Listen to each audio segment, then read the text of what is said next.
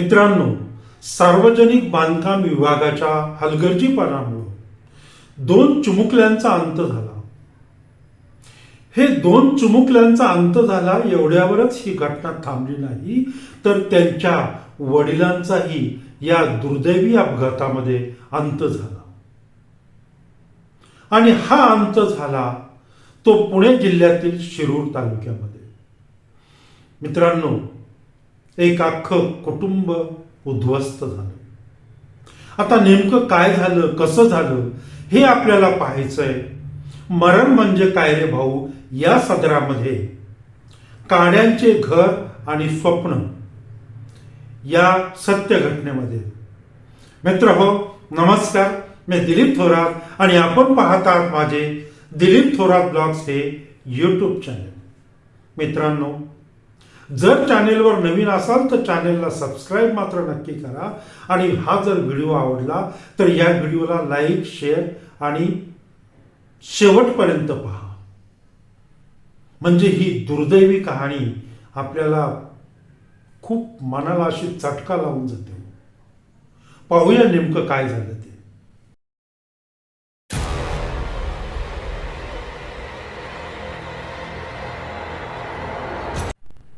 पुणे जिल्ह्यातील शिरूर तालुक्यात पिंपळे जगताप हे एक छोटंसं गाव असतं.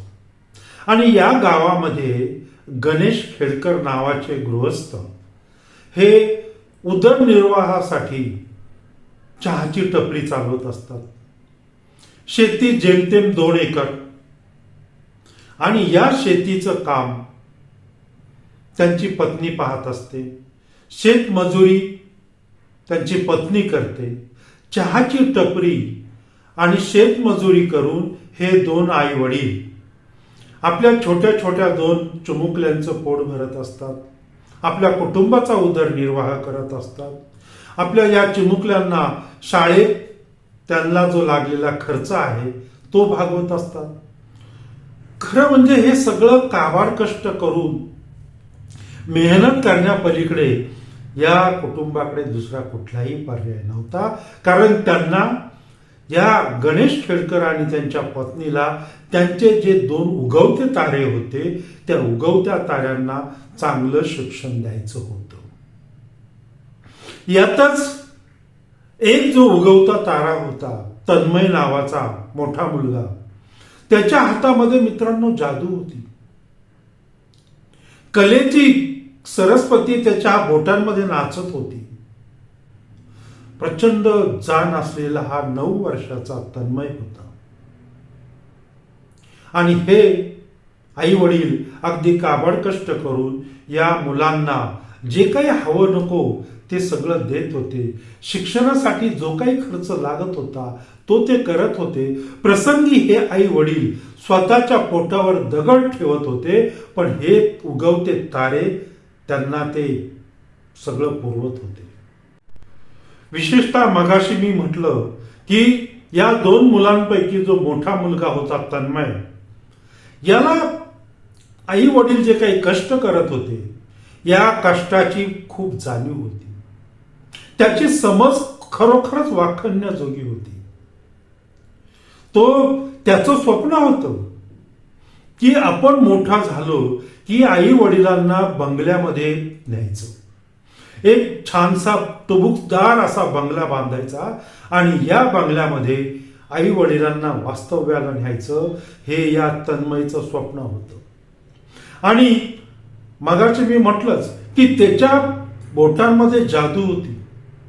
तो माचीसची काडी आणि सिस पेन्सिल याच्या सहाय्याने तो अतिशय छान छान अशा बंगल्याच्या प्रतिकृती बनवायचा. आणि तो त्या प्रतिकृती आईबाबांना दाखवायचा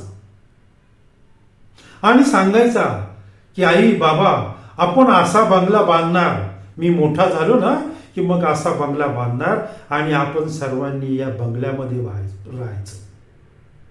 मित्रांनो, या आई वडिलांच्या डोळ्यात या छोट्या मुलाचं हे चिमुकले बोल ऐकून अक्षरशः डोळ्यात पाणी यायचं. पण तो जिद्दीला पेटलेला होता. एक विमानाची तो प्रतिकृती तयार करायचा, कागदाची, पुठ्ठ्याची. आणि तो आईबाबांना दाखवायचा, त्याला रंग वगैरे देऊन छानपैकी तो आईबाबांना दाखवायचा आणि आईबाबांना सांगायचा की मी मोठा झालो ना की तुम्हाला अशा विमानामध्ये बसवणार आहे. खरोखरच या मुलाची स्वप्न जी होती ती प्रचंड मोठी अशी स्वप्न होती आणि ह्या स्वप्नाची पूर्तता करण्याच्या दृष्टीने तो प्रयत्न करत होता. अगदी लहान वयात म्हणजेच 9 वय असतानाच हा खूप काही प्रतिकृती तयार करायचा आणि या तयार केलेल्या प्रतिकृती तो शाळेमध्ये आपल्या गुरुजींना नेऊन दाखवायचा. गुरुजी हे अगदी कौतुकाने या मुलाकडे पाहायचं आणि तोंड भरून त्याचं कौतुक करायचे. खूप बरं वाटायचं त्याला.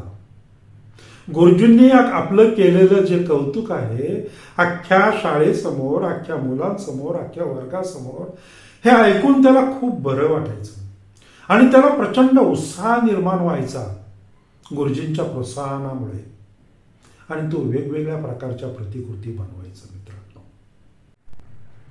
गणेश खेडकर हे आपली चहाची टपरी चालवतच होते आणि त्याची आई शेतामध्ये कष्ट करतच होती. हे सगळं रहाटगाडगं चालूच असतं आणि ही जी 2 मुलं होती, तन्मय आणि त्याचा छोटा भाऊ शिवम, यांना शाळेमध्ये सोडण्यासाठी हे जे गणेश आहेत हे आपला कामधंदा उरकून किंवा सगळे व्यवस्थित कामाला लागून ते मोटरसायकलवर या मुलांना शाळेमध्ये सोडण्यासाठी आणि आणण्यासाठी जात असतात. अखेर तो दुर्दैवी दिवस उगवला. मित्रांनो, जानेवारी 6, 2025 हा दुर्दैवी दिवस उगवला. गणेश आपल्या दोन्ही मुलांना घेऊन शाळेत निघाले होते. घरापासून जेमतेम टपरी होती त्यांची स्वतःची, ज्या भागामध्ये टपरी होती त्या भागापर्यंत ते आले आणि रस्ता तर अतिशय खराब असा रस्ता होता आणि या रस्त्यामध्ये चुकून या गणेशच्या गाडीचा अपघात झाला. मित्रांनो, या अपघातामध्ये छोटा तन्मय, त्याचा छोटा भाऊ शिवम यांचा दुर्दैवी अंत झाला आणि याच अंताबरोबर त्यांचे वडील गणेश यांचाही अंत झाला. एक अख्खं कुटुंब उद्ध्वस्त झालं हो.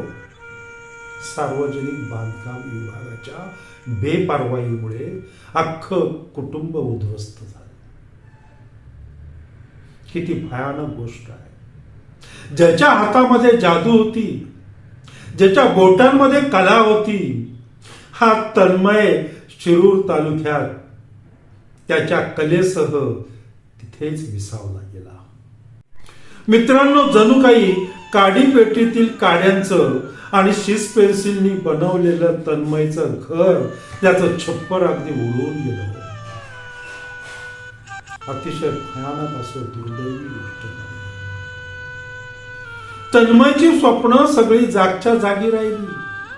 आई वडिलांना आपल्या बंगल्यात न्यायचं, आपण एक बंगला बनवणार आणि त्या बंगल्यामध्ये आई वडिलांना न्यायचं, आई वडिलांना आपण विमानामध्ये बसवायचं, ही सगळी स्वप्न शिरूर तालुक्यामध्ये तन्मयची जागच्या जागी राहिली.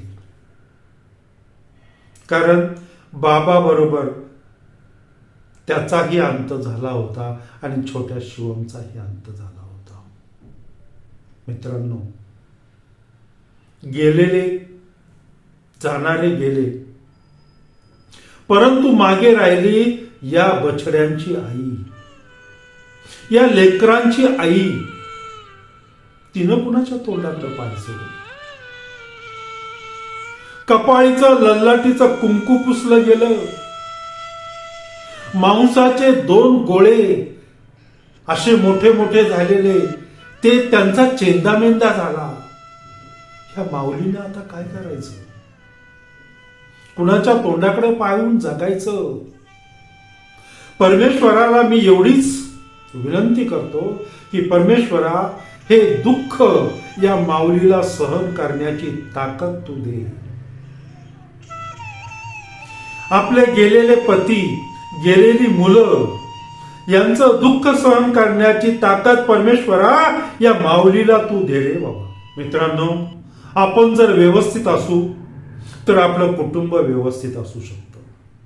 आपल्या कुटुंबाची जबाबदारी आपल्यावर आहे हे विसरू नका. स्वतःला जपा, स्वतःच्या कुटुंबाची काळजी घ्या. हाच बोध आपल्याला याच्यातून घेता येतो. कुटुंब जपलं पाहिजे, त्यामुळं आपलं सगळं काही व्यवस्थित राहू शकतं. हा बोध आपल्याला या प्रसंगातून घेता येतो. मित्रांनो, याच नोटवर पुन्हा एकदा मी परमेश्वराला विनंती करतो की हे परमेश्वरा, या माऊलीला हे दुःख सहन करण्याची ताकद तू दे रे बाबा. आता इथेच थांबतो, कारण पुढं बोलणं मला शक्य होत नाहीये. पुन्हा येतोय येणाऱ्या गुरुवारी एक नवीन सत्य घटना घेऊन आपल्या समोर. तोपर्यंत नमस्कार.